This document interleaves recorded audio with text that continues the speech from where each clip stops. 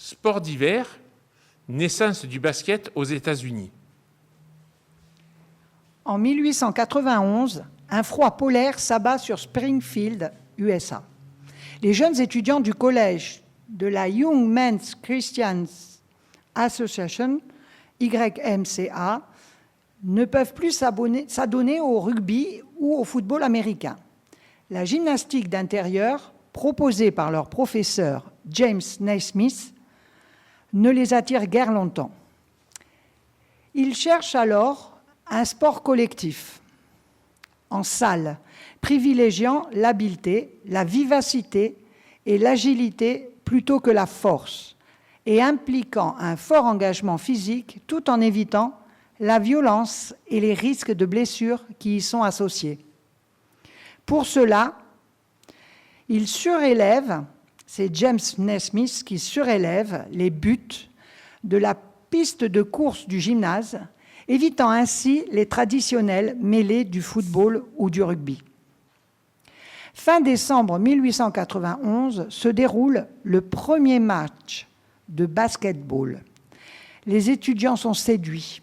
Dans la foulée, son inventeur publie les 13 règles du jeu. Naismith refuse que le sport porte son nom.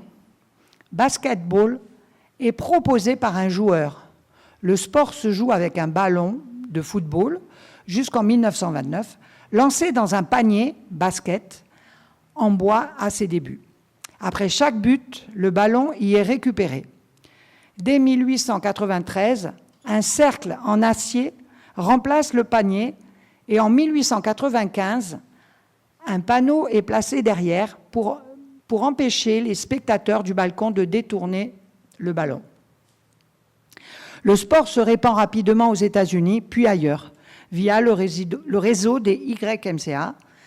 Dès 1892, Senda Berenson de la YMCA de Northampton permet aux femmes de se l'approprier. En changeant quelques règles, les grandes universités américaines suivent. Le basket est aujourd'hui l'un des sports les plus pratiqués au monde. Par Trévise, le basket va très vite. Le basketball en France. Le basketball gagne la France via les unions chrétiennes de jeunes gens, qu'on appelle ici en France l'UCJG, contre le YMCA aux États-Unis. 5 jeunes étudiants sont à l'origine des UCJG à Paris. En 1852, ils souhaitent créer un lieu d'accueil, d'entraide et de partage, au-delà des barrières confessionnelles, et où chacun pourrait s'épanouir corps, esprit et foi. Le bâtiment construit par Bénard, bénéficie grandement du soutien financier américain.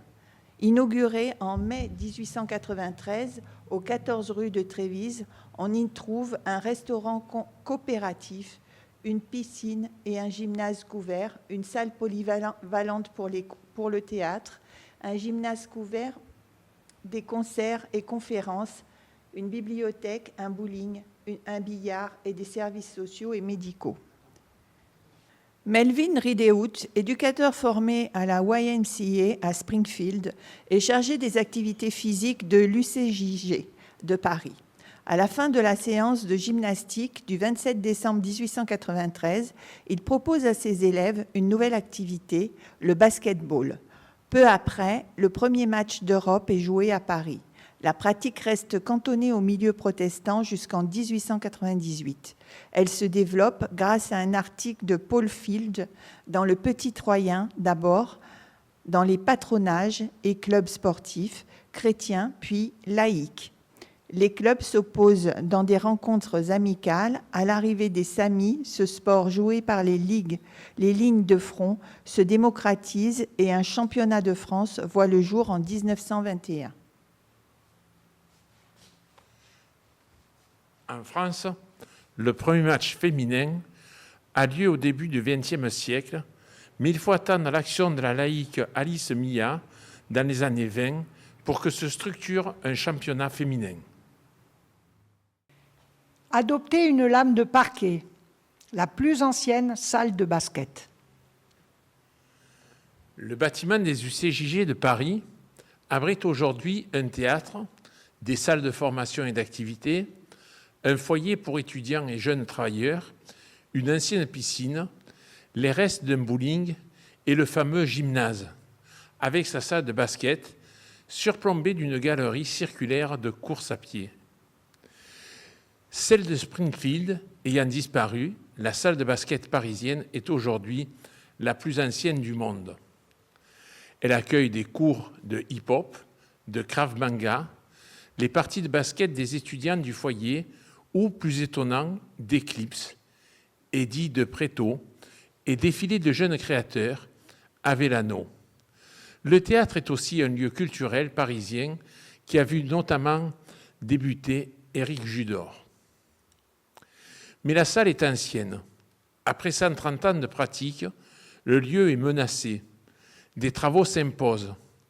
Il convient de remettre en état le parquet, à bâton rompu, d'origine, et de rénover l'ensemble, notamment en vue d'une adéquation aux règles d'accessibilité et de sécurité. Pour financer ces travaux, la YMCA lance une campagne de mécénat participatif original. Adopter une lame du parquet à partir de 100 € déductibles des impôts. Les heureux parrains recevront un certificat collector numéroté d'adoption à leur nom. Cette opération originale a séduit entre autres le basketteur Rudy Gobert, adoptant la lame 27, clin d'œil à son maillot, et le violoncelliste Gauthier Capuçon, la lame 1701, année de son instrument. En tout, 2024 lames, en référence au JO de Paris 2024, sont à adopter sur le site baptisé adopteunelame.com. Quelle sera votre lame? L'entraide protestante a adopté une lame, la numéro 1483, qui est la date de naissance de Luther, Martin Luther. Quand des hommes d'affaires volent, les débuts du volleyball. Le basketball n'est pas le seul sport de ballon inventé par le protestantisme. Le volleyball naît également dans un centre YMCA à Holyoke, Massachusetts, près de Springfield. Le pasteur, William G. Morgan, y est professeur d'éducation physique. Il a connu James Naismith et le basketball à Springfield en 1892. Il remarque vite que si le sport convient bien à de jeunes étudiants sportifs, il n'est pas très adapté à des hommes d'affaires plus âgés. Il le trouve trop fatigant, trop exigeant physiquement. Le jeune professeur de 25 ans cherche donc, pour eux, un sport d'intérieur pour les longues et rudes périodes hivernales. Il élabore la maintonnette, en s'inspirant du basketball, du tennis et du badminton filé en hauteur. Le premier match de mintonnette est joué le 2 décembre 1895. Les règles étaient différentes de celles d'aujourd'hui. Le nombre de joueurs, par exemple, était illimité, tout comme le nombre de touches de balles avant son renvoi à l'adversaire. Un match d'exhibition a lieu en janvier 1896. Alfred Halstead, remarquant l'importance du vol dans le jeu, appelle ce sport, naturellement, volleyball. A.G. Spalding, concepteur des ballons du football américain et du basket, en invente un pour le volley. Avec quelques modifications des règles, le sport se développe en France dès 1917-1918. Moins exigeant physiquement, les femmes se l'approprient partout dans le monde. À Alès, le service entraide protestant SEP a son propre club de volley-ball, perpétuant ainsi l'histoire. Football, natation, voile et autres. Soutien du sport. Après s'être longtemps opposés au football, à cause de sa violence et de sa pratique dominicale, les protestants anglais le soutiennent fortement au XIXe siècle, sous l'influence de la Musculor Christianili. De nombreux clubs de football ecclésiaux sont alors créés par des chrétiens protestants, méthodistes, comme celui d'Everton ou anglicans. À cette époque, en France, le protestantisme soutient l'apprentissage de la natation. Le bâtiment de l'UCJJ de Paris, dès sa construction en 1893, prévoit au sous-sol une piscine. C'est la première piscine couverte privée de France. À ses débuts, elle accueillait des hommes pratiquant non pas le nudisme, mais le naturisme, mouvement protestant d'origine allemande de la fin du XIXe siècle, prônant une vie saine en adoptant une manière de vivre la plus proche de la nature.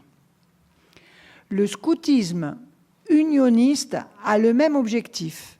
L'histoire des éclaireurs unionistes, EU, aujourd'hui éclaireurs, éclaireuses unionistes de France, est fortement liée au UCJG. En 1911, il fut initié dans ses locaux le mouvement par les frères Bonamo. Le U de unioniste vient de U de l'UCJG. La même année, 3 sections cadettes UCJG parisiennes, Boulogne et Trévise adoptent la méthode scout sous l'impulsion de leur secrétaire général Samuel Williamson. En 1909, à Nantes, est ouverte une branche marine permettant aux jeunes d'accéder à l'apprentissage de la voile. La méthode scout d'éducation populaire au milieu de la nature développe l'autonomie et la responsabilité. Elle fait une grande place aux activités sportives. Tech, à l'origine du baseball, Sioule, ancêtre du rugby. L'ascension des plus hauts sommets. Développement des sports de montagne. Au XVIIe siècle, les protestants posent un regard différent sur la montagne. Elle n'est plus surnaturelle ou redoutée, mais désirée, faisant partie de la création de Dieu. Ils promeuvent donc au XVIIIe siècle la conquête des sommets. Le riche Suisse Horace Bénédict de Saussure, promettant une récompense aux grimpeurs du Mont Blanc, encourage en 1786 la folle ascension de la paire Michel Gabriel Paccard et Jacques Balmat. L'année suivante, après 2 tentatives avortées, Saussure gravira lui-même le sommet mythique accompagné de Balmat-Mont-Blanc. Les protestants comptent également parmi les pyrénéistes de premier plan. Élisée Reclus et Émilien Frossard magnifient leurs montagnes dans leurs écrits ou leurs aquarelles. D'autres, comme Léonce Lourd de Rocheblave, fils de pasteur, facilitent l'accès aux sommets redoutés, ceux qui sont au-dessus des sentiers de transhumance en répertoriant, analysant et cartographiant les montagnes. Ils initient ainsi de nouveaux sentiers et structurent de nouvelles activités de montagne, celles des guides. Il est en outre l'inventeur du refuge de forme ogivale qui se répand très vite partout en altitude. En 1865, le pasteur Émilien Frossard est à l'origine de la première société pyrénéenne visant à une meilleure connaissance de la montagne. Et dans le club alpin français de Bordeaux figure en bonne place Charles Gide. Le théoricien de l'économie solidaire veut envoyer les enfants des villes dans les montagnes pour leur faire découvrir et aimer ces lieux majestueux. Le sport adapté, une discipline méconnue. Le sport adapté concerne les personnes ayant une déficience intellectuelle à laquelle peuvent être aussi associés des handicaps physiques ou sensoriels, polyhandicaps ou des troubles psychiques. Il diffère du handisport relevant uniquement du handicap physique et datant de l'après-guerre, alors que le sport adapté apparaît dans les années 70. C'est à Eunice Kennedy Shriver, athlète et sociologue américaine, que nous devons l'apparition de cette discipline. Eunice, sœur du président John Kennedy, grandit avec sa sœur aînée, Rosemary, déficiente mentale. Ensemble, elles pratiquent de nombreux sports. Eunice croit que le sport peut unir toutes sortes de personnes. Sa grande œuvre est la mise sur pied d'une compétition qui a lieu tous les 2 ans, les Special Olympics, réservés aux enfants et aux adultes handicapés mentaux, à ne pas confondre avec les Jeux paralympiques auxquels participent les personnes handicapées moteurs. Lors d'un séjour en France, Eunice encourage la création de la Fédération française de sport adapté, FFSA, agréée par Jeunesse et Sport. Elle voit le jour en 1971. Dans chaque région, les établissements sanitaires et sociaux sont contactés pour rejoindre la FFSA. La fondation protestante John Bost, en Dordogne, devient vite un vivier de licenciés. En 1986, le comité départemental du sport adapté, présidé par Gérard Laplace, professionnel de la fondation John Bost, est créé. Il sera à la présidence pendant plus de 20 ans.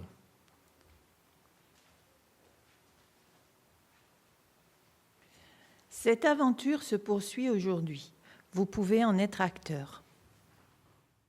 En Corse, les 2 associations qui représentent le sport adapté sont en Corse du Sud, l'association Tous pour chacun, et en Haute-Corse, l'association Sport pour tous. Vous pouvez aller sur le site de la FFSA. Le corps, un don de Dieu. Les valeurs protestantes du sport. Le protestantisme n'a pas toujours vu le sport d'un bon œil. Au début du XIXe siècle, en Angleterre, les protestants méthodistes s'opposent par exemple au sport du peuple qu'ils jugent trop violent, comme les hommes contre les hommes, foot de rue ou cruel envers les animaux, lancer d'objets coupants pour trancher le cou des coqs. Il faudrait attendre le milieu du XIXe siècle pour voir s'opérer un retournement. Le corps physique, avec ses muscles et ses tendons, a été donné par Dieu, au même titre que l'âme. Le croyant peut donc rendre gloire à Dieu par la force de son corps et pas seulement par la beauté de son âme. Mais le sport promu par le protestantisme ne se pratique pas n'importe comment. Si le corps doit être fort, ce n'est pas pour exercer une violence contre les adversaires. Tant le basketball que le volleyball ont été pensés pour éviter le contact et la violence du football américain ou du rugby en raison de leur adoption précoce par les femmes. Ce qui prime, c'est le respect de l'autre, manifestant l'amour du prochain. La tradition protestante ne veut pas non plus promouvoir la compétition qui écrase l'autre. Pendant longtemps, la compétition a d'ailleurs été absente, tant du basket que du volley. Le protestantisme est attaché à ce que le sport peut apprendre sur soi, l'effort, le dépassement de soi, l'importance de la discipline, mais aussi sur l'autre, respect de son corps, reconnaissance de sa force et de sa supériorité, et sur Dieu, louange pour le corps, pour la joie du jeu, pour la présence des autres et pour la création. Des muscles et de la transpiration. La chrétienté musculaire.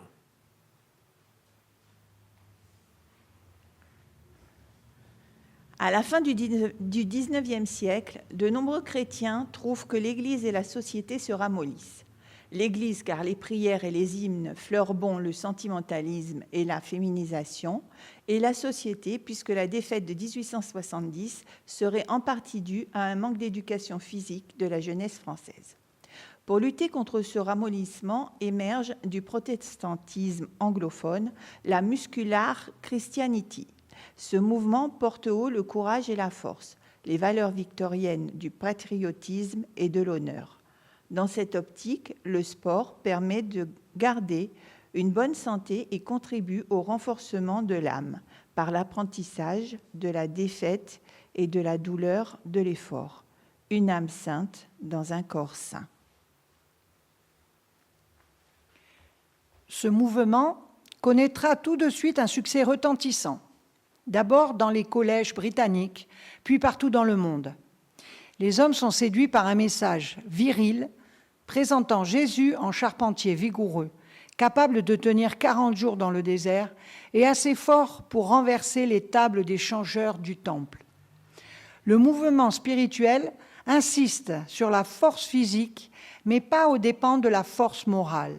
L'homme fort l'est physiquement et moralement. Il sait faire preuve en tout temps de maîtrise de soi, sans jamais se laisser aller à la paresse et à la facilité. C'est ce lien étroit entre développement spirituel et développement physique qui permettra l'essor de la pratique sportive dans toutes les associations protestantes. Portrait de sportif, de la montagne au football. Paul Keller, alpiniste et théologien, Paul Keller, 1926-2015, était homme de montagne et de réflexion. Il savait écrire et grimper. Sage compagnon, incarnation de l'esprit de Cordée, il était un repère. Moïse et Paul, diraient les protestants, guides et pasteurs. Emmanuel Arnaud, ce jeune Bordelais, ayant fréquenté la paroisse de Brive-la-Gaillarde, s'illustre depuis quelques années en athlétisme. En 2021, il est champion de France de cross en sport adapté et en 2023, il est médaillé de bronze en 800 et 1500 mètres, les deux disciplines où il était engagé.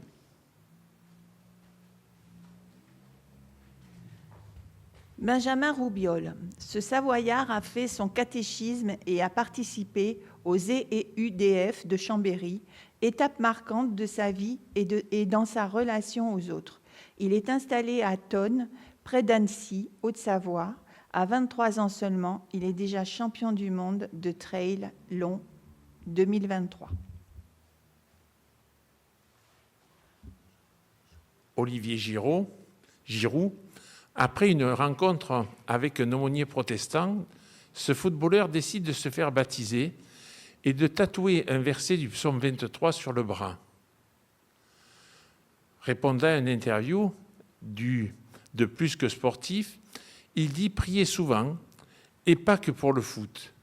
Je prie car je suis reconnaissant de la vie que Dieu m'a offerte et du don qu'il m'a donné.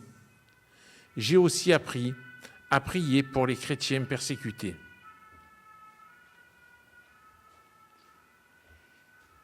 Eman Gévris, plusieurs fois titrée aux championnats d'Europe et du monde, cette judoka est installée à Paris où elle fréquente une paroisse luthérienne. Elle estime dans une interview que sa foi l'aide dans la concentration et dans la volonté de bien faire les choses. Je pense aussi que le fait d'être croyante me permet d'atténuer mes échecs. Il y a des choses plus graves et importantes dans la vie. Voici donc ce dernier panneau de cette exposition « Protestantisme et sport ». Cette exposition a été développée par le pasteur Christophe Jacon et le consistoire de la Dordogne. Elle circule dans différentes paroisses. Et nous l'avons accueilli à Ajaccio et nous l'accueillerons aussi à Bastia au cours des Journées du patrimoine.